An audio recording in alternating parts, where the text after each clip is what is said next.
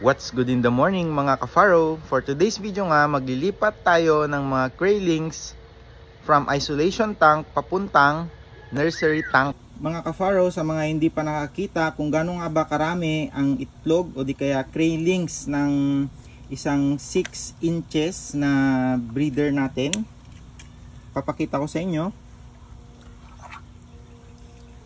Bale, ito siya, ganyang karami. So ready to pagpag na to. Ayan o, yung size nya from head to tail. Ayan, magsi 6 inches, nasa 6 inches na rin talaga yan.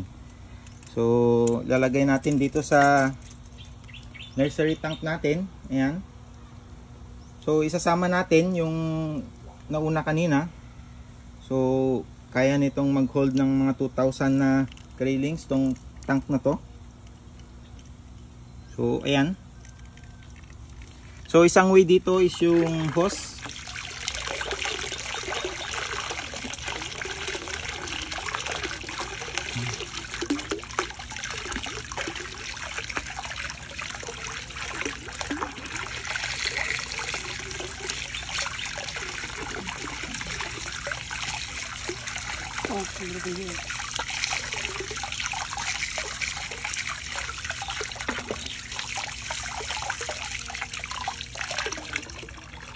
So ayan, ubos na sila.